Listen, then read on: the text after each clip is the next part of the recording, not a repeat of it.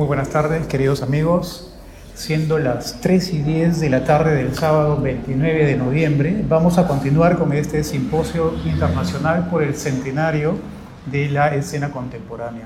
Hasta el momento hemos podido espectar 7 mesas con especialistas del Perú y extranjero, un taller y una presentación de un catálogo de tipos, orlas y viñetas que se usó en la editorial Minerva, que fundó José Carlos Mariátegui en 1925.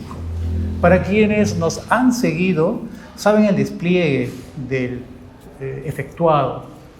En ese sentido, nada de esto hubiese sido posible sin la unión de esfuerzos del Archivo Mariátegui, la Asociación Sur, la Escuela de Formación Política Praxis y el Museo José Carlos Mariátegui. Me toca presentar la mesa número 8 titulada Temática General. En este caso vamos a tener como ponentes a dos destacados especialistas en temas de Mariátegui. El primer ponente es Víctor Maximiliano Massi Guaycucho. Él nos va a presentar su trabajo La escena contemporánea y Europa, de crónica periodística a prensa de doctrina. Posteriormente, quien tome la palabra va a ser el señor Miguel Ángel Aragón Ojeda, con el título del trabajo La dialéctica de la escena contemporánea. Víctor, te cedo Gracias. el micrófono. A ver, compartimos. Gracias. Muy buenas tardes con todos ustedes. Bueno, antes de empezar, quiero agradecer a los organizadores por invitarme a esta mesa. Este es un trabajo de largo aliento, que esto es un adelanto de lo que estamos haciendo, ¿no? Quiero dar un reconocimiento a la memoria de Guillermo Roillón, o Roillón como ustedes quieran, ¿no? Es uno de los biógrafos de Mariátegui que curiosamente la editorial La Mauta nunca le ha publicado un libro, ¿no? Y sus biografías son las mejores que hay. Y también mi homenaje, ¿no? Ya ha fallecido don Osvaldo Fernández Díaz, en Valparaíso, siempre le dicen que el profe, lo llegué a conocer cuando se inauguró este local, el año 94, en el centenario de Mariátegui, estuvo Osvaldo acá, ¿no? Y hemos departido, pero lo volví a ver en Valparaíso, y mi memoria, ¿no? Por uno de los mariateguistas chilenos más importantes que he conocido, aquel que conocía toda la obra de Mariátegui y sabía inclusive mucho más que muchos mariateguistas de Perú, ¿no? Esta conferencia es en homenaje a estos dos personajes que estoy nombrando. Bueno, parece ambicioso el título de esta ponencia, ¿no? La escena contemporánea de Europa. Mariátegui no abarca toda Europa, ¿no? Mariátegui solamente estuvo en Italia y viajó por otros lugares, ¿no? A Viena, Budapest, Praga, Berlín, a Múnich. Y Mariátegui desde esas ubicaciones da una interpretación sobre lo que está ocurriendo en Europa hasta 1925. Así es que, ¿qué hubiera pensado Mariátegui sobre esto, lo otro? Voy a evitar entrar a esos temas, ¿ya? A las suposiciones.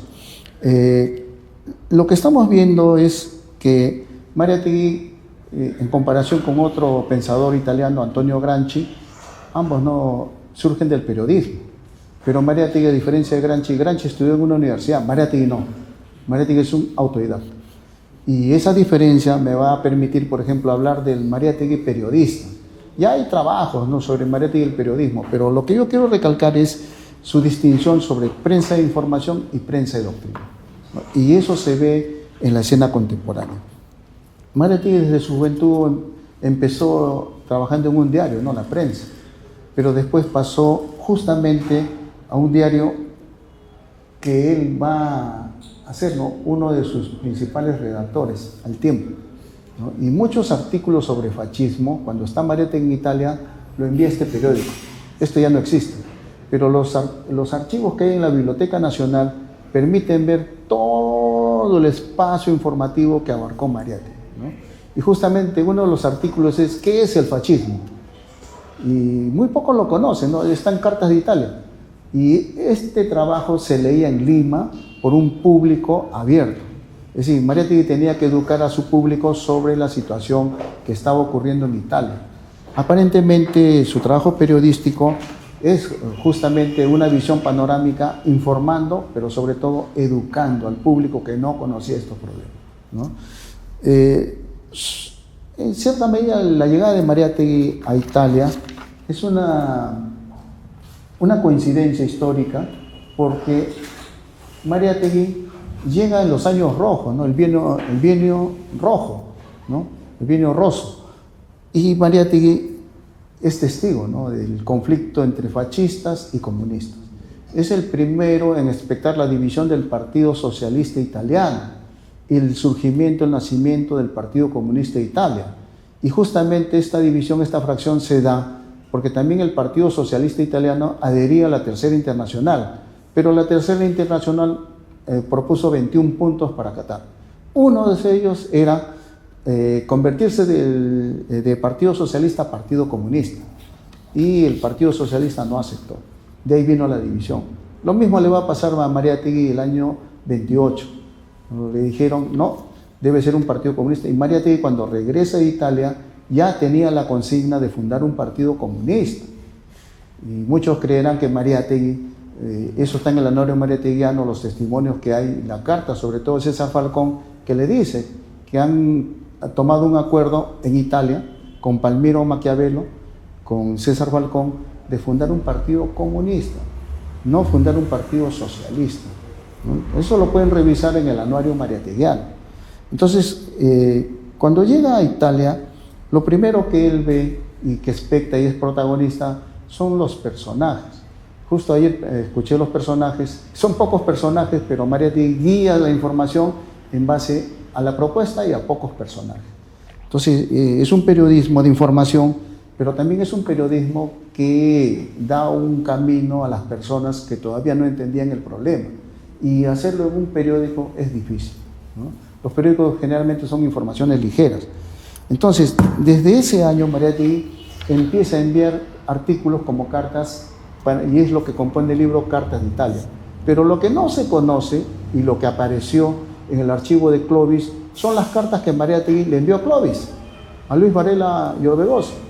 Y eso está publicado por Jesús Cabel, justamente 21 cartas inéditas de Mariátegui. Y ahí Mariátegui le cuenta a Clovis, a Varela y Orbegoso, que en Italia, en Roma, hay un conflicto entre comunistas y fascistas. ¿No? Que Roma no se ve como muchos creen que es Roma, ¿no? Hay un conflicto abierto, ¿no? Y muchos artículos que él realiza tienen que ver mucho con este conflicto, ¿no? Con los fascistas, ¿no? En cierta medida, cuando llega Mariátegui a Italia, hay la toma de fábricas. Los obreros están tomando fábricas y están proclamando un estilo de soviet tipo italiano, ¿no? Los comités de empresa. El Partido Socialista se opone a las tomas. La Confederación General de Trabajadores se opone a las tomas. El único que empezó desde su tribuna periodística a apoyar esto es Antonio Gramsci, l'ordine nuovo. Yo le agradezco a Claudio haberme proporcionado l'ordine nuovo, ¿no? Porque si no, no hubiera contextualizado. Cuando llega Mariátegui hay un conflicto terrible. La Revolución Rusa influye mucho, la Revolución Húngara, el movimiento de los espartaquistas influye mucho en los obreros italianos del norte, ¿no? Sobre todo de Turín y de Milán, ¿no? Entonces, cuando llega Mariátegui, hay conflictos en Italia. Después de la posguerra, Italia sale desfavorecida. Y Mariátegui es el espectador de esos conflictos que él protagoniza. No solamente es un espectador de afuera, sino también es un espectador desde adentro. Entonces, cuando esto me permite, por ejemplo, con l'ordine nuovo, contrastar el periodismo que él va a conocer, ¿no? Cuando visita a Antonio Gramsci, hay testimonios, está en Guillermo Rullón, ¿no? El testimonio de cómo llegaron hasta l'ordine nuovo y cómo se conoció Mariátegui con Antonio Gramsci, ¿no? No es que no se conocieran, sí se conocían, solo que no era Mariátegui ese tiempo, tampoco el Gramsci que conocemos hoy en día, ¿no? Eran dos personajes que empezaron a tratar asuntos, si se quiere, ¿no? Coincidentes. Ambos coinciden, por ejemplo, en su apreciación a Georges Sorel. Ambos también son antidogmáticos. Mientras Mariátegui dice, no, el marxismo no es una cosa rígida que hay que aplicar a todo clima. Algo parecido dice Gramsci, ¿no? El marxismo no es un credillo, no son consignas, eslogans, sino es el análisis a la realidad que uno puede aplicar. No es que sea un dogma rígido, que todos aplicamos una fórmula, ¿no? Entonces, Desde el vino rojo, Mariátegui expecta un tipo de periodismo que a muchos les pareció algo raro, ¿no? Porque Mariátegui, hay un artículo que escribe para El Tiempo que se llama La prensa italiana. Y por primera vez Mariátegui hace un balance sobre lo que él aprendió del periodismo en el Perú y lo que está expectando en Italia, cuando visita la redacción de L'Ordine Nuovo. Se da cuenta que es otro tipo de organización periodística, son otras formas de tratar la información. Entonces Mariátegui aprendió mucho de este órgano. Y algo de este órgano, cuando uno lee los escritos traducidos de Gramsci de italiano al español, se va dando cuenta que hay una cierta coincidencia hasta en el estilo. El estilo que pone Mariátegui está basado, no copiado, sino basado, guiado desde L'Ordine Nuovo. Entonces, Mariátegui, cuando regresa al Perú, cambia todo su esquema conceptual que había aprendido en la prensa, en los periódicos que trabajó. Muchos creerán, ayer había una buena exposición sobre las orlas, todo lo que Mariátegui trabajó, y eso les da una idea. Si lo comparan con L'Ordine Nuovo, algunas orlas, formatos se parecen. No son idénticos ni exactos, pero la idea está flotando en el diseño de lo que es Amauta, lo que es labor, ¿no? A veces uno pensaría que hay originalidad. No es que no haya originalidad, sino hay una plantilla, hay un formato que los diarios de izquierda siguen. Y Mariátegui, en este artículo de La prensa italiana, dice que hay prensa de derecha que manipula, que no es neutral, que informa solo lo que le interesa, que debate, pero solo lo que le interesa, ¿no? Entonces Mariátegui, hay un órgano de clase. Este es el Mariátegui maximalista, dice, ¿no? En la lucha de clases también hay un periódico que puede representar a los trabajadores y a los obreros, ¿no? Y tiene otro formato. Es decir, él entendía que la información no fuera, no entre comillas, neutral, porque eso no había nada de neutralidad, sino poner las cosas como son. Y en eso, por ejemplo, se distinguía mucho L'Ordine Nuovo. Poner las cosas tal como son, sin quitarle ni agregarle. Hasta que en su retorno Mariátegui, a raíz del exilio de la Torre a México, toma la conducción de Claridad, ¿no? Y en Claridad, Mariátegui, como director interino, publica artículos interesantes. Ayer hablaron de Lenin, en Claridad está Lenin, ¿no? Y uno se quedaría sorprendido si ve todo lo que se escribe ahí con la dirección de Mariátegui, ¿no? Hay muchos trabajos que a veces uno consideraría como algo muy fuera de época, ¿no? Habla del fascismo en Latinoamérica, en Claridad. Un año antes de la escena contemporánea ya eso estaba en Claridad. Entonces, ¿qué es lo que aprendió Mariátegui de los diarios italianos? El sentido de la información.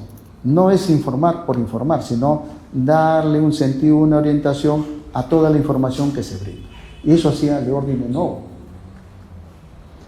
Para la escena contemporánea, antecede un hecho importante en la vida de Mariátegui, la fundación de la editorial Minerva con su hermano Julio César. Lo curioso es que mucho se ha criticado a Mariátegui que en muchos de sus textos vende propaganda, ¿no? Sobre todo el año 26 con Amauta vende jabones, propaganda del Banco Italiano, etcétera, ¿no? Que hace un intelectual de izquierda vendiendo propaganda de los bancos, ¿no? Entonces, evidentemente, ese formato que hace Mariátegui con la editorial Minerva es sustentar el gasto que hay sobre las ediciones. No es como hoy día, que hoy día tenemos facilidades de todo. Antiguamente armar un libro demoraba 1 año, 2 años, ¿no? Y eso que uno tenía que pagar por anticipado por los materiales. Entonces, Mariátegui toma una postura acerca de los periódicos de información. Considera que los periódicos de información deben cambiar de sentido. La editorial Minerva le da justamente la forma de cómo tratar la información y cómo hacer que la información eduque. Y la educación es propiamente lo que nosotros llamaríamos un estado de conciencia para tomar una decisión sobre aspectos de la política actual en ese tiempo, ¿no? Cuando uno lee la escena contemporánea, esta es la edición más popular en el Perú, sé que hay otras ediciones, ¿no? Esta edición le anteceden muchos artículos. Por ejemplo, en la biología del fascismo, el primer artículo que él escribe es Mussolini. Y acá en la revista Variedades, ¿no?, ya hay ese artículo y está antes, ¿no?, justamente de la edición de la escena contemporánea. es del 8 de septiembre de 1923. 2 años antes, Mariátegui escribe sobre Mussolini y el fascismo, y esto compone parte de la escena contemporánea. ¿Cuál es la diferencia? Aquí en Variedades, los 3 primeros párrafos han sido suprimidos. Para la escena contemporánea ya no figuran los 3 primeros párrafos. Hay párrafos que Mariátegui reescribió, ¿no? Y uno se da cuenta comparando la escena contemporánea con lo que publica acá en Variedades, ¿no? Igual, ¿no? Con D'Annunzio también, ¿no? D'Annunzio y la política italiana en la escena contemporánea está con otro título. Y el texto, en algunos casos, ha modificado Mariátegui los títulos, pero el sentido de la redacción es el mismo. La crítica es la misma, ¿no? Ahora, ¿cuál es el sentido doctrinal?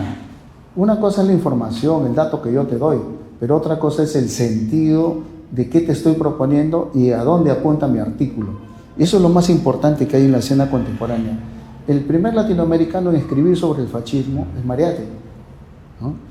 Y a veces uno reconoce que Mariátegui se anticipa a muchos marxistas latinoamericanos. Entonces, es observador y protagonista, ¿no? Como dije anteriormente, en una carta a Clovis le dice, mira, se están peleando entre comunistas y fascistas. Y después escribe un artículo que se llama sobre el aceite de ricino.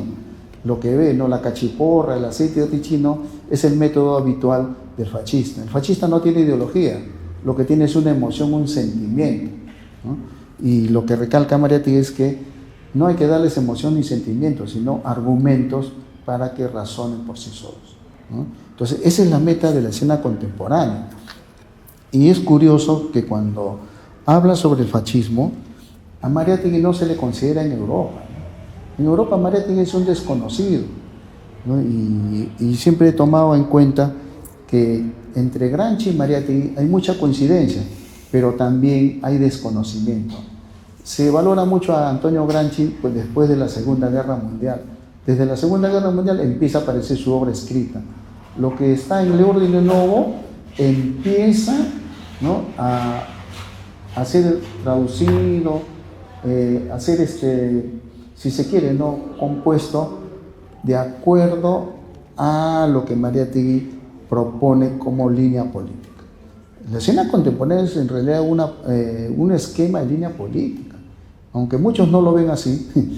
La escena contemporánea es un tratamiento de línea política que Mariátegui empieza a darle a los trabajadores peruanos que no entendían de la situación europea, ¿no? Y en Europa, muchos que siguieron a Gramsci también plantearon ese mismo esquema, sin saberlo. Pero lo curioso es que en Italia solo se lee a Antonio Gramsci. ¿Y qué pasó con Mariátegui? Mariátegui es un desconocido, ¿no? Es curioso que muchos en Europa no conozcan a Mariátegui, menos la escena contemporánea, ¿no? Hay un libro justamente sobre Gramsci y el fascismo. Y este libro está del año 70, pero Mariátegui publicó la escena contemporánea en 1925, o sea, mucho antes que Gramsci, pero no se reconoce eso. El europeo dice, no, el que habla de fascismo es Antonio Gramsci, ¿no? Pero Gramsci está publicado, o le están publicando póstumamente después de muchos años.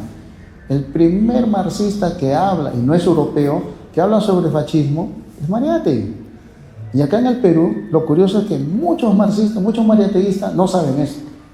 A pesar de que Antonio Melis hizo una buena campaña en Italia, ¿no? Y a pesar de que en la casa de Piero Gobetti hay la escena contemporánea, pero el italiano común de su historia no conoce esta parte de Mariátegui, ¿no?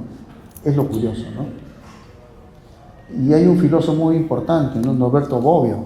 Él escribe sobre la historia italiana y sobre el fascismo, pero en Norberto Bobbio no vas a encontrar ni un texto de Mariátegui, no vas a ver eso. Y sin embargo Bobbio es un filósofo marxista muy reconocido. ¿Qué ocurre con Bobbio? Bobbio habla desde la propia entraña de Italia sin saber que hay un latinoamericano que estaba haciendo un estudio de lo que les estaba pasando y era más específico que Gramsci, ¿eh? Hay un artículo de Mariátegui que no figura, no aparece en ningún lado, ¿no? Está en Variedades. A ver si se logra ver.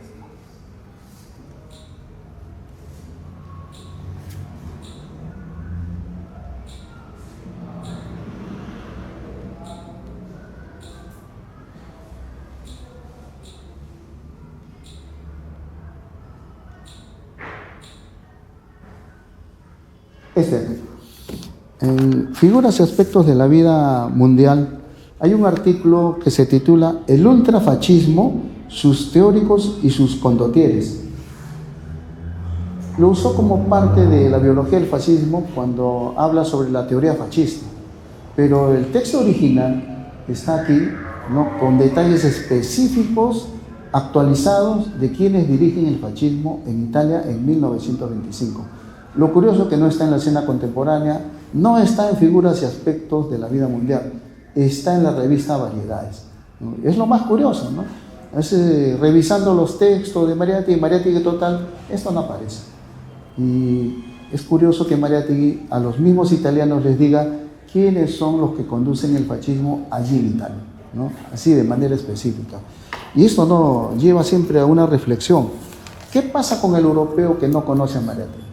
El europeo está hablando de su historia propia en Italia, pero no está sabiendo que alguien le está diciendo cuáles son sus condiciones políticas, sociales, culturales, en fin, ideológicas, ¿no? Y esto tiene que ver mucho con la propuesta de la escena contemporánea. ¿Qué cosa es la escena contemporánea? Después de su primera parte, que es la biología del fascismo, es un panorama de la situación europea en 1925, ¿no? Y esa situación europea, muchos pensadores marxistas europeos hablan solo desde su propia condición. Por eso que la famosa chapa de ser un marxista eurocéntrico o un eurocomunista tenía razón, ¿no? Creen que lo que está ocurriendo en Europa es lo mismo para toda realidad.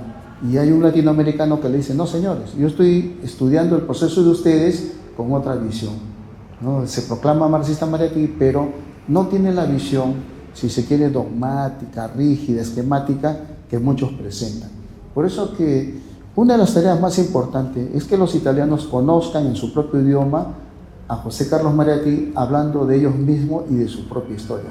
Si no, este centenario solamente va a ser un evento más y va a quedar ahí. Hay que enseñarles a los europeos que hay un pensamiento que ellos llaman de la periferia, pero que ese pensamiento de la periferia está más preciso y exacto de lo que ellos mismos han historiado, han analizado y han interpretado. Muchas gracias.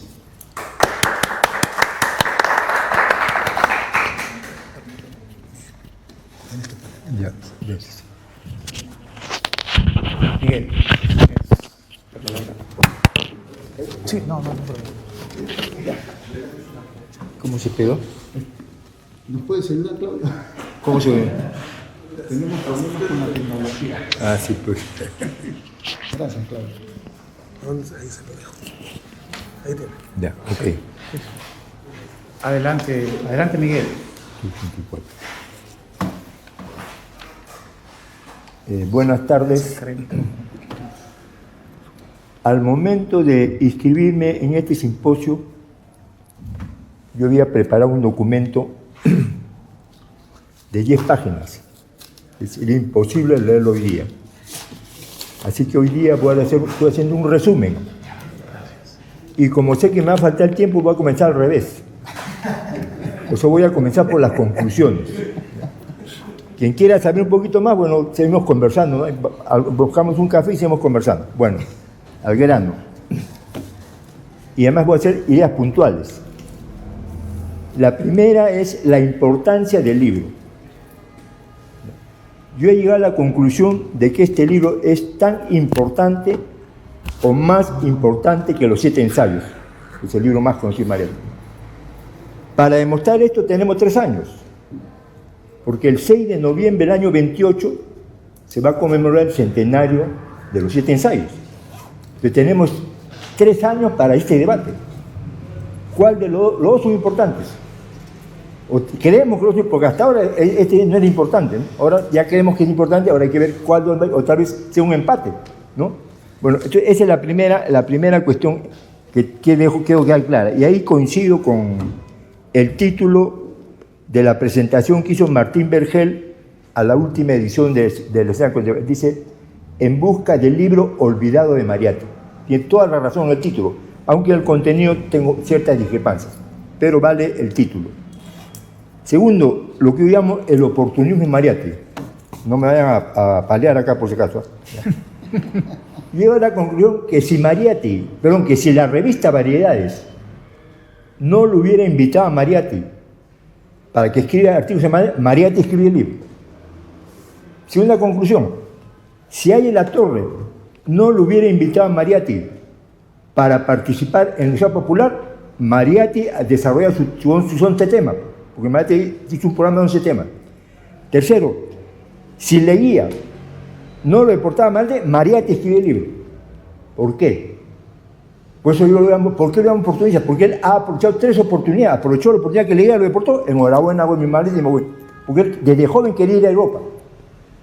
Cuando regresó al Perú, él quería vincularse con la masa. Si ella lo invita a hablar en la función, acepto. Le agradece a ella, muy agradecido por invitarme. Y tercero, cuando la revista Variedades lo invita a escribir artículos, encantado. Una cosa es estar escribiendo hojitas y repartirlas de a poquito, y otra cosa es en la principal revista del momento aprovechar esa oportunidad para llegar a todo el mundo. O sea, a todos los peruanos, incluso la revista se repartía en toda América, ¿no? Por eso yo lo califico en sentido positivo en la palabra oportunidad. Aprovechar la oportunidad es una particularidad de todo, o debe ser una particularidad de todo revolucionario. La tercera cuestión, bueno, ¿cuál es el objetivo del libro? De lo cual muy poco se ha hablado. ¿Para qué escribió el libro? Hay quien dice, bueno, como estuvo en Europa, pues vino a lucirse, pero yo conozco Europa, ustedes no conocen Europa.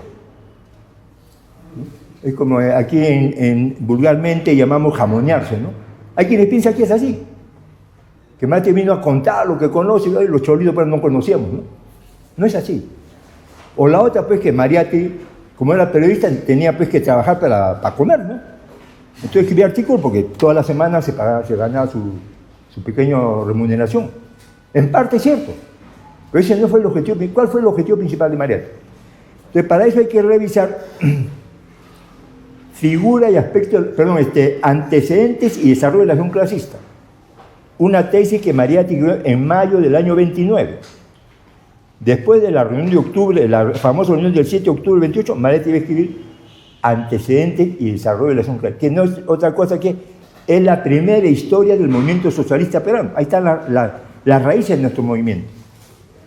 Hay una parte en la cual Mariatti dice, bueno, lo hice en otro texto, pero está englobado con eso, nauseado de política criolla, me orienté resueltamente hacia ¿cuándo? El año 18. El año 18 se constituye el Comité de Propaganda Socialista. Esa palabra es clave. Con el Comité de Propaganda Socialista se constituye el Movimiento Socialista Peruano. Actualmente el Movimiento Socialista Peruano tiene 107 años. El Movimiento Socialista Peruano no ha desaparecido, ha cambiado de nombre, ha cambiado, pero el movimiento sí existe. ¿De cuándo? Desde el año 1918. Y ahí surge la primera gran discrepancia, porque toda la historia del movimiento socialista es dialéctica, una permanente y constante debate de ayer y lucha. ¿Cuál fue la primera lucha? De que hubo una parte de ese comité que planteó constituir el Partido Socialista. Falcón y Mares se opusieron. ¿Eran anarquistas? ¿Por qué se opusieron? Yo no conozco ningún texto del año 18 y 19 donde se haya debatido eso. Pero 10 años después, Mariatti lo dice en Antecedentes y Desarrollo Clasista. Son 3 las razones por las cuales ellos se oponen a constituir el partido. Primero, no tiene programa. ¿Qué partido? Para el marxismo, lo principal es el programa. Aquí está el manifiesto del Partido Comunista. Partido que no tiene programa será cualquier cosa, pero no es partido. En el Perú hay como 50 grupos comunistas, socialistas. ¿Tienen programa? Yo lo dudo. El segundo requisito, el comité todavía no tiene arraigo en las masas. De partido sin programa y sin programa, no es partido, pues, es cualquier cosa, es un grupo de amigos, o qué será, pues, no, pero no es partido. Entonces, ese fue el segundo motivo. Y el tercer motivo es el más difícil. Miguel, disculpa, no se está escuchando por Ahí, el... okay. Perdón. Ya. Eso se entiende claro, ¿no? Programa y arraigo entre las masas. El tercer programa, perdón, el tercer requisito es de que el momento no es propicio para la organización socialista. Ese es para seguirnos rompiendo la cabeza. ¿Qué quiso decir Mariatti? Que el momento no es propicio. Yo hasta donde he avanzado, no lo puedo afirmar tajantemente, en este caso lo comparto con ustedes por la intimidad que tenemos en este momento, es que para ellos no había situación revolucionaria. Entonces, ese tercer requisito es situación objetiva. Pero el primero y el segundo, o sea, programa, y ahora es cuestión subjetiva, que depende de los actores de eso, ¿no? Entonces, a partir de eso, ¿qué tarea tenían Falcón y Mariátegui y su grupo de compañeros? Desarrollar el programa del socialismo peruano. Ese es el objetivo del libro. O sea, no es un libro académico. O sea, aparentemente es un libro académico, ¿no? Pero ahí comienza el desarrollo del programa del Partido Socialista. ¿Y cuál es el texto, digamos, que le va a servir de orientación a ellos? Manifiesto Comunista. Hay que leer el preámbulo nada más. ¿Qué dijeron en el preámbulo Marx y Engels? Dice, ya es hora de que los comunistas expongan a la faz del mundo entero sus conceptos. Son conceptos teóricos. Sus fines políticos y sus tendencias. Por si acaso aquí en la versión china de la década del 60 está tergiversado, han cambiado. Pero lo original aquí dice, y sus tendencias. O sea, conceptos es el capítulo 1 del manifiesto. Fines políticos, capítulo 2. Y tendencias es el capítulo 3 del manifiesto. El capítulo 4, en otra oportunidad leí cuál es el significado del capítulo 4. Entonces, este fue la guía que usó Mariátegui para desarrollar el programa. El capítulo 1, que se refiere a los conceptos teóricos. ¿Qué cosa es el capítulo 1 del Manifiesto Comunista? Utilizando la terminología de Mariátegui. Es la escena moderna, eso es. Porque comienza con el descubrimiento de América hasta el momento que se escribe el manifiesto. O sea, aquí es una síntesis de la historia moderna, de la época moderna, que es la época de la burguesía, es la época del capitalismo, ¿no? Y Mariátegui dice, Marx dice, no, nuestra época, la época de la burguesía. O sea, cuando Marx escribió esto, se vivía en la época de la burguesía. Esto tenemos que grabarlo en la cabeza. Cuando Mariátegui ya viaja a Europa, llega a Europa, lee el manifiesto, dice, tenemos que hacer esto, la continuación del primer capítulo del Manifiesto Comunista. Pero la época ya no es la misma, pues. Han ocurrido grandes cambios en el mundo, que sería largo enumerar, comenzando de que ya se pasó del capitalismo premonopolista al capitalismo monopolista, que hubo la guerra, que comenzaron los levantamientos de los pueblos del mundo colonial, y lo más importante y trascendente, ¿qué cosa es? La gran revolución rusa, que no fue una revolución aislada. Aquí en este documento yo menciono como 7 revoluciones que hubo en ese tiempo, años 17 y 18, pero la única que sucedió fue la revolución rusa. Con la revolución rusa comienza una nueva época histórica en la humanidad. Ya no se vive en la época de la burguesía, se vive en la época del proletariado. Yo soy un convencido que desde 1910 vivimos en la época del proletariado, que vivimos en la época del socialismo, en la época de la dictadura del proletariado. Yo sé que no me van a creer, pero para eso hay que leerlo, pues. Yo no comparto con quienes hablan de la época del imperialismo. El imperialismo no puede ser una época, pues. Su nombre es capitalismo monopolista, y el capitalismo sigue siendo capitalismo, entonces no puede ser una época, el capitalismo monopolista no puede ser una época diferente al capitalismo, si es que nos basamos en la cuestión de los modos de producción, ¿no? Entonces ese es el objetivo del libro, ¿no? O sea, desarrollar el programa. Pero la interpretación de la realidad tiene 2 partes. Es la interpretación de la realidad mundial y la interpretación de la realidad peruana. Entonces, en la escena contemporánea, es la primera parte, interpretación de la realidad mundial. Incluso él lo dice en la presentación de escena contemporánea. Y después, 3 años después, publica la interpretación de la realidad peruana. Con lo cual, si juntamos los libros, ese es el equivalente al primer capítulo del Manifiesto Comunista. ¿Estamos? Ya. Punto 4. Estoy contra el tiempo, estoy corriendo por si acaso. Bueno, el 4 era justamente esto de que el manifiesto comunista plantea conceptos, fines y tendencias. Eso es tendencia muy importante, no, hoy día no lo puedo desarrollar, ¿no? Pero si leen el capítulo 3, ahí están las tendencias que había en ese momento, ¿no? Punto 5. Bueno, vamos ya al libro. Ahora, ¿cómo lo desarrolla el libro Mariátegui? Le demoró 6 años. Desde enero de 1920 en Europa hasta septiembre del año 23, perdón, del año 25. Mariátegui estuvo viviendo hasta diciembre, pero en septiembre del 25 Mariátegui hizo un corte. Son 6 años. Pasó por 3 etapas. La primera etapa está en la que escribió en Europa y que está publicada en el libro Carta a Italia. Bueno, Carta a Italia tiene 3 partes. Una parte se llama Aspectos de Europa. La otra parte se llama Carta de Italia. Y la otra parte se llama Del carnet de un peregrino. Bueno, la primera parte, Aspectos de Europa, es donde Mariátegui comienza a desarrollar el programa. O sea, la interpretación de la Guerra Mundial. O sea, hay que leer, hay que agarrar este libro, la Carta de Italia, y dividirlo en 3. Entonces, Aspectos de Europa es el primer antecedente de este libro.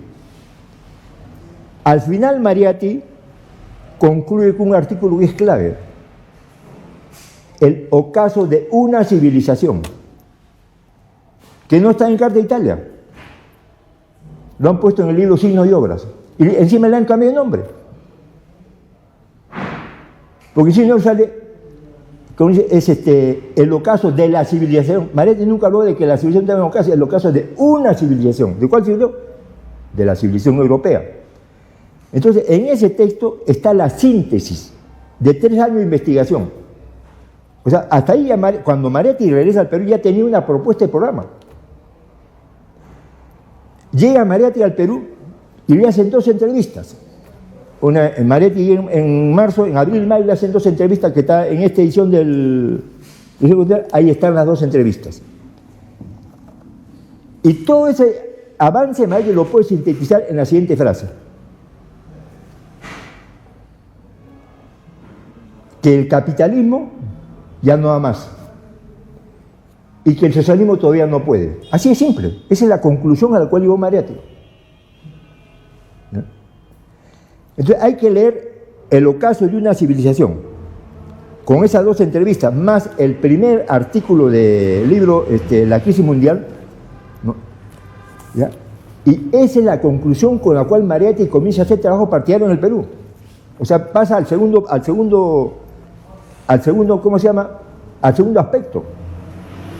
Conquistar arraigo entre la masa, y ahí estaba, pues, le sirvieron la mesa, ¿no? Cuando lo pusieron a la cabeza de la Unidad Popular. Mariátegui elaboró un programa de 11 puntos, que está en la primera página del libro Historia de la crisis mundial. Ese es más ordenado y más amplio que lo que publicó desde Italia. Hay que leer los títulos y nos damos cuenta cómo Mariátegui va adquiriendo una visión más amplia de la realidad y más ordenada.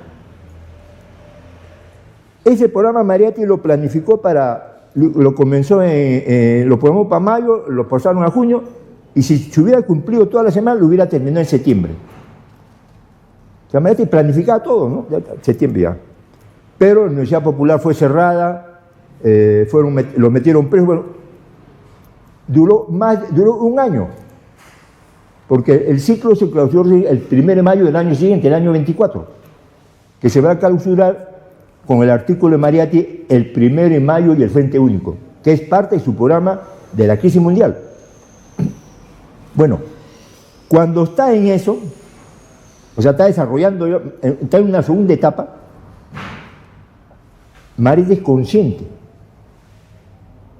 que le falta ampliar y profundizar. Y ahí es donde aparece, como caído del cielo, la invitación para publicar en Variedades.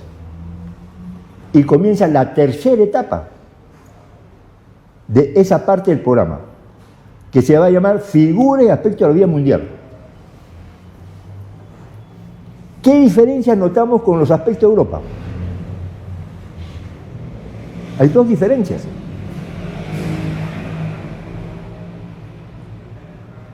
Cuando Mariátegui estaba en Europa, hablaba de aspectos de Europa, aspectos nomás, o sea, procesos. Cuando Mariátegui comienza a trabajar en variedades, habla de figura y aspectos de la vida mundial. O sea, ya no habla de Europa, sino de la vida mundial. Y además le agrega figuras. Ese cambio es trascendental. ¿Por qué? Porque para eso Mariátegui ya ha avanzado en su estudio de la teoría marxista, ¿no? Y es consciente de que el marxismo que él ha recibido tiene aspectos que falta desarrollar. ¿Cuál es el aspecto de figuras? ¿Ya?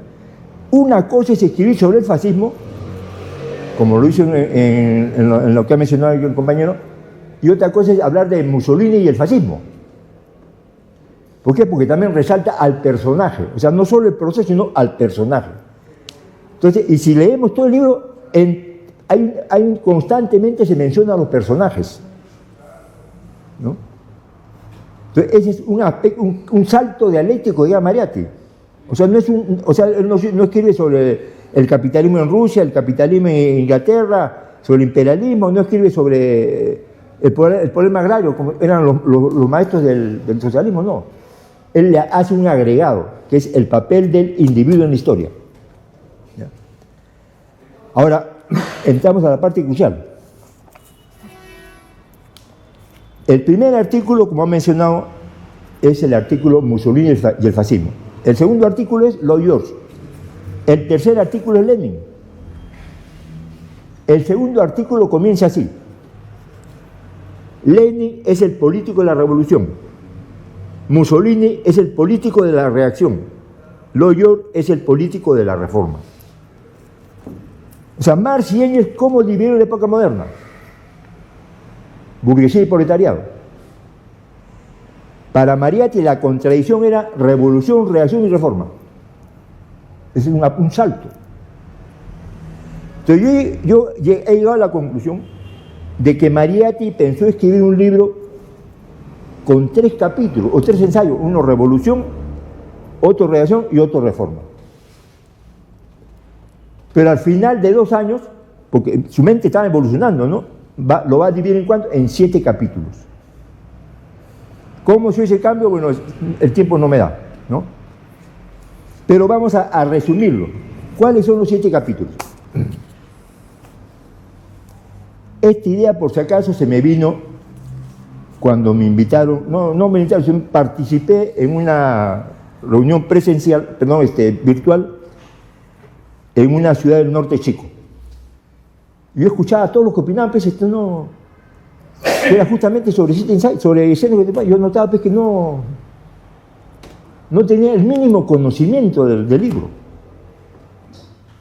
Yo, como parte del público, pero en forma virtual, yo le dije, hagan lo siguiente. Me imagino que todos ustedes en la mañana agarran una naranja o al almuerzo y la cortan, ¿no? Bueno, para entender este libro tienen que agarrarla y cortarla así. Agarran la naranja, digamos que esta es la naranja, y la cortan en 2. Para un lado es oriente, y para oriente y para otro lado occidente. Esa es la primera división dialéctica de este libro. Por un lado está la civilización occidental, por otro lado la civilización oriental. ¿Vamos? Ya son 2 partes. Agarran la tajada de occidente y la dividen en 2. Capitalismo y socialismo. Que es otra cosa que proletariado y burguesía, pues. ¿Estamos?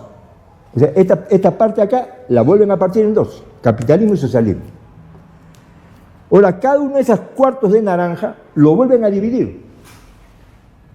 El capitalismo lo dividen en liberalismo y fascismo. Y el socialismo lo dividen en revolución y reforma. Ahí están los 4 primeros capítulos del libro. Y Mariátegui le pone una cereza a esa naranja.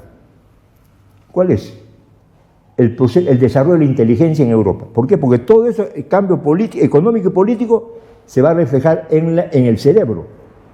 Entonces ahí selecciona a intelectuales, a ciertos intelectuales, ¿no? Cuento a cabo. En Oriente es el capítulo número 6 del libro, que viene a ser el otro lado de la naranja. Pero está sobrando un capítulo que no encaja entre ese corte que he hecho dialéctico. ¿Cuál es? Semitismo y antisemitismo. ¿Cómo encaja en esa división dialéctica algo forzado? Porque es una metáfora que estoy haciendo, ¿no? Pero que a mí me explica, me da el encuentro fundamento dialéctico, esa división divide uno en dos, ¿no? Y unidad y lucha dentro de los aspectos de una contradicción. ¿Cómo encaja aquí el artículo sobre semitismo y semitismo? Antisemitismo y semitismo. Que Mariátegui le puso otro nombre, como el resurgimiento, el renacimiento judío. Así comenzó y el otro es algo parecido. Es que Mariátegui vio la proyección para el futuro. Si bien el libro era interpretación, ya se proyectó al futuro. Para Mariátegui, ¿cuál es el futuro? Mariátegui se adelantó, todos debemos haber escuchado esa canción hermosa de los Beatles, ¿cómo se llama? Imagine. Eso es lo que vio Mariátegui. Se imaginó cómo sería el futuro, en el cual no existen fronteras y no existen estados. ¿Y cómo vivía el pueblo judío en la década de 1920? ¿Tenían país? No tenían. ¿Tenían estado? No tenían estado. Vivían en todo el mundo dispersos, ¿no? En la mañana la expositora que intervino sobre el tema usó una palabrita, era un pueblo, creo que es un pueblo cosmopolita. Eso era el pueblo judío antes de lo que está pasando ahora, ¿no? Entonces, Mariátegui proyecta para que toda esa división en pedacitos que yo he hecho en el futuro, cuando desaparezcan los estados, cuando desaparezcan las fronteras, ¿no? Todos vivamos como un solo pueblo. ¿Por qué? Porque Mariátegui era internacionalista. Mariátegui nunca fue nacionalista. Gracias, discúlpenlo. Muchas gracias, Miguel, muchas gracias, Víctor, por estas estupendas presentaciones. A nuestros amigos queremos anunciarles que el Museo José Carlos Mariátegui los últimos días de diciembre va a sacar su acostumbrado boletín Museo José Carlos Mariátegui. Gracias a la gentileza de Miguel y de Víctor vamos a poder tener mucho de lo que aquí se ha escuchado. Entonces, ahora voy a pasar a la rueda de preguntas. Por favor, si tienen algunas inquietudes. No, primero esto de acá, las preguntas, después ya lo tratas. ¿Alguien desea preguntar? Sí, ¿alguien tiene preguntas? Ya, más que una pregunta, un comentario. Primero, Víctor, genial la presentación de este documento sobre el ultrafascismo, que si bien Mariátegui nombra la idea de ultrafascismo en la escena contemporánea, sin embargo, el escrito tiene que ver quizás con otras cosas. Los intelectuales Condottieri, un mapeo de la intelectualidad fascista de la época en que está escribiendo.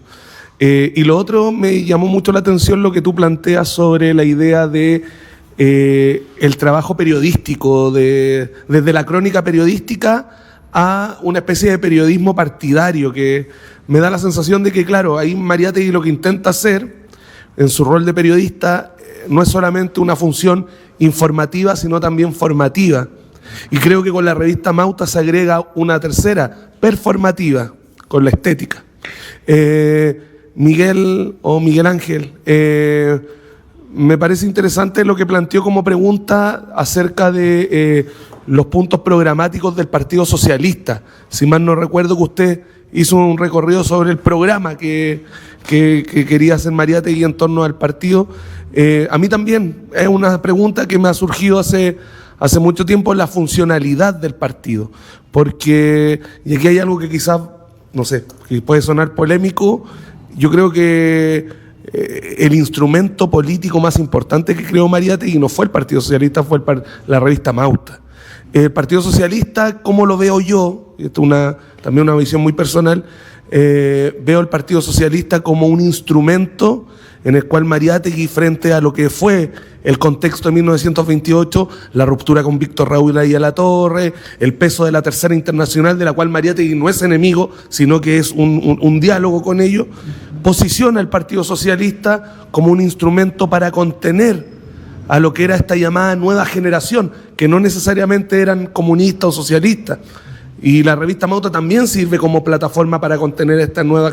Mariátegui tiene algo muy interesante en un debate con Luis Alberto Sánchez sobre el indigenismo. Luis Alberto Sánchez le dice, oiga, usted en Mauta publica una serie de indigenismos, completamente distintos unos de otros. Y lo llamó batiburrillo indigenista la revista Mauta.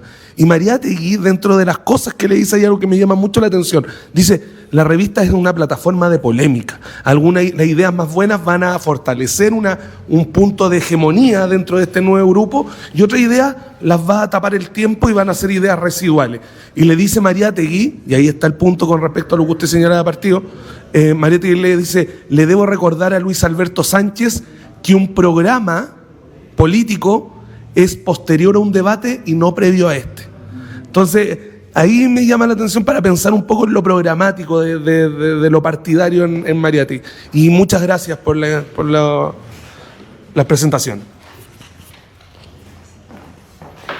¿Hay alguna pregunta más? ¿Alguna intervención más? Si alguien desea intervenir. Sí. No, esto va con ustedes.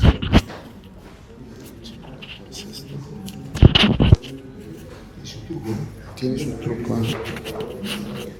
Sí. Sí. Víctor, sí. Comienza. Bien, gracias Claudio por más que pregunta, tu opinión, que me parece importante. Ese artículo de Mariátegui que no figura en la obra completa es un mapeo, pues, de intelectuales fascistas que en la misma Italia era, si se quiere, información inmediata. Y Mariátegui la información inmediata lo transforma en una información valorativa. ¿Qué cosa quiere decir? No solamente son las ideas, sino los que ejecutan esa idea, ¿no? Y hace un mapeo. Hay anarquistas, hay sindicalistas, hay exsocialistas, todo el mundo está metido en el fascismo, pero hay que ubicar quién es quién dentro del fascismo antes de 1925. Y es espectacular leer este artículo porque te mapea, te da el dato exacto, ¿no? Cosa que no hay en otros trabajos. Francisco García Calderón publicó un libro en 1925 que se llama Europa Inquieta. Y este libro también habla del fascismo, pero no habla de lo que Mariátegui pone. O sea, el dato exacto, quiénes son, qué hacen, qué piensan, de dónde provienen. Eso es algo que no está en la literatura que todos conocemos, ¿no? A veces muchos dicen, hay un Mariátegui total, yo tendría mis dudas, ¿no? Hay un Mariátegui casi total. Faltan algunos artículos, faltan cartas. La correspondencia que Antonio Melis trabajó, hay más que agregar. O sea, no solamente lo que Melis publicó ya es la carta de Mariátegui, hay otras más. Solo que hay que hacer una reedición y el material que muchos tienen guardado en casa, que lo expongan, ¿no? Lo otro, ¿no? Es cierto, ¿no? El trabajo de Mariátegui de una crónica periodística, ¿no?, a una crónica doctrinal, es lo que él se propone hacer con Amauta, ¿no?, y después con Labor. Él mismo dice en Amauta que el fin de este es llegar a ser una revista doctrinal. No lo es una revista que concentra a muchos intelectuales. Y justamente después de la muerte de Mariátegui, el número que toma Ricardo Martínez Latorre, hay un editorial que a uno le sorprende, ¿no? La crítica del amautismo. ¿Qué cosa es la crítica del amautismo? Que Mariátegui concentró a muchos intelectuales, así no sean marxistas, tampoco sean de su propia orientación, pero que servían mucho para el proyecto la plataforma que él estaba proponiendo. Y Eudoxio Rabini lo primero que hace es desactivar a Amauta. Lo primero que se hace para pelear contra el amautismo es desactivar la revista Amauta. Y, por ejemplo, si uno se da cuenta de todo el trabajo que hay de Mariátegui, claro, el punto central es ese periodismo que educa, Y el Partido Socialista, que en realidad era un partido comunista, porque el año 26 Mariátegui es tomado preso, ¿no? Y lo primero que sale en la prensa el 7 de junio de 1927 es prisión del señor José Carlos Mariátegui, uno de los principales dirigentes del comunismo en Lima.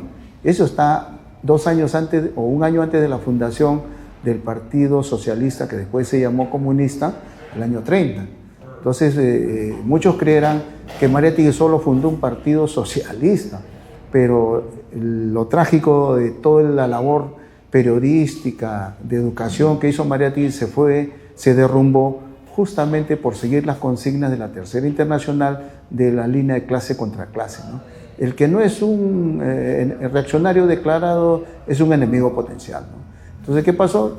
A los intelectuales, a los obreros discrepantes, a todo el mundo se les sacó del proyecto mariateguista. Y eso es lo que pasa en la izquierda peruana, ¿no? Todos son enemigos potenciales, ¿no? Así que un solo sol brilla en ese universo, ¿no?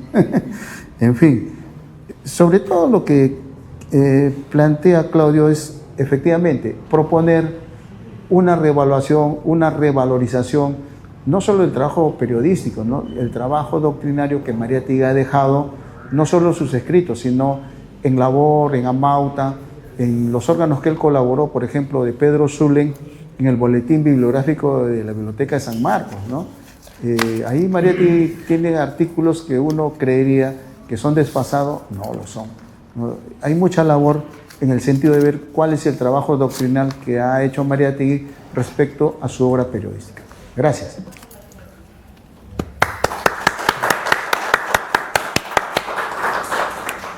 Bien.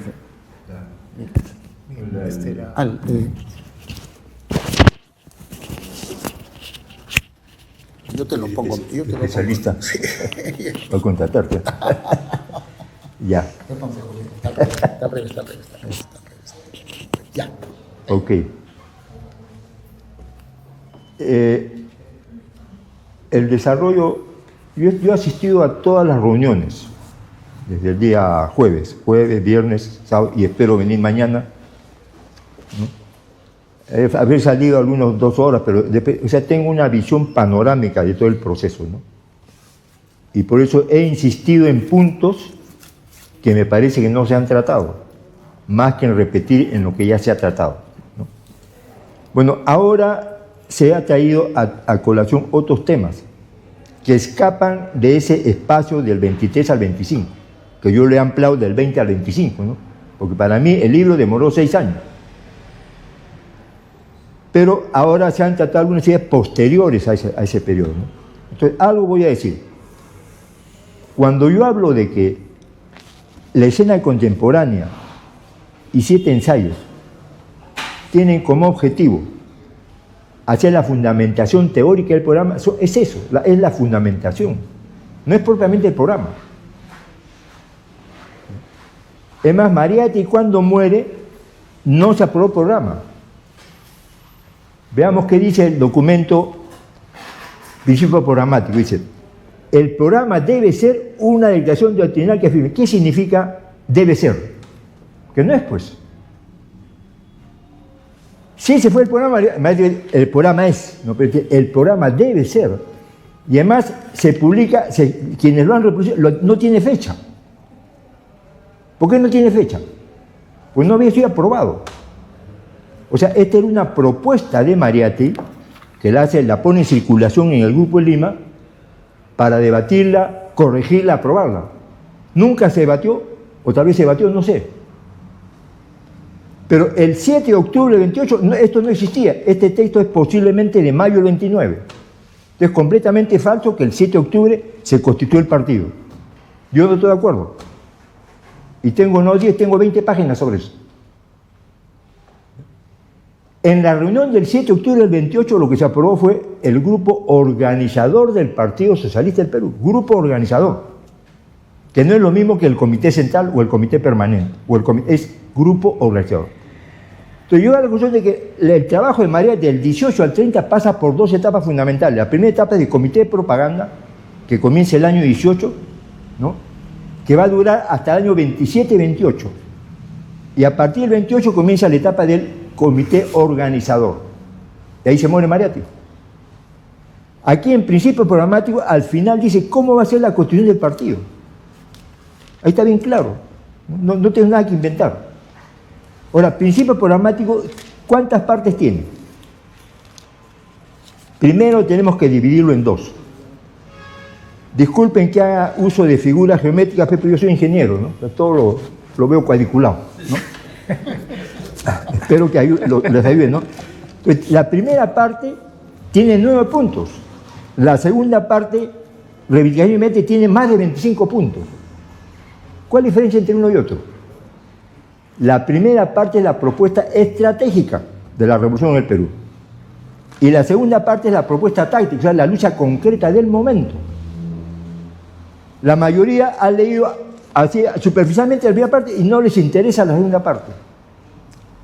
Yo estoy convencido que la primera parte sigue vigente en lo fundamental. La segunda parte ya veremos que son 100 años, no han pasado en vano. Entonces hay que actualizar el programa concreto para la lucha de nuestro pueblo. ¿A partir de qué? No es lo que dijo Mariátegui, ni lo que digo yo, a partir de las necesidades del pueblo en este momento. Eso hay que hacer un listado. Mariátegui hizo 21, hay que hacer igualito, pues, pero del momento. Esa es la segunda parte. Ahora, en la primera parte a su vez está dividida en dos. El punto 1 dice el carácter internacional. Punto 2, el carácter internacional. Punto 3, ausentamiento de las condiciones en el mundo. Punto 4, el capitalismo se encuentra. Los 4 primeros puntos son la síntesis de la escena contemporánea. O sea, se refiere a la situación internacional. Lo que en la jerga comunista, quien haya leído un programa en partido comienza, ¿no? Posición ante la situación internacional. Esos son los 4 primeros puntos. Y los 5 siguientes puntos son la síntesis de ensayo e ideología política. Es la posición ante la situación nacional. Eso está en los 5 siguientes puntos, ¿no? Entonces, coincido con lo que ha dicho Claudio, ¿no? El programa es posterior al debate, pero si no hay debate, no hay programa, pues así es simple. Entonces hay que buscar, esto no es una afirmación absoluta, hay que buscar, pues si encontramos un documento cual diga, en tal fecha se debatió el programa, se aprobó, que la presenten, pues, ¿para qué vamos a jugar las escondidas? Yo he buscado, no he encontrado. Entonces eso sigue en debate. Esta propuesta de programa sigue en debate. ¿Ya? No voy a entrar al debate de Partido Comunista o Partido Socialista, eso tiene para rato, ¿no? Así que, ¿para qué apurarse? Primero, revisemos el programa, la propuesta de programa internacional, los fundamentos de la propuesta, y actualicemos. O sea, estamos leyendo este libro para actualizarlo. No hemos venido para rezar en torno a lo que dijo Mariátegui. ¿No? Seguir su ejemplo, yo estoy usando el ejemplo de la naranja, ¿no? Para analizar la situación mundial de este momento. Y a partir del 1 de enero comienzo lo mismo con 7 ensayos. Para aquí a 3 años, sintetizar la posición sobre la situación actual del Perú, ¿no? Gracias. Sí. Ajá.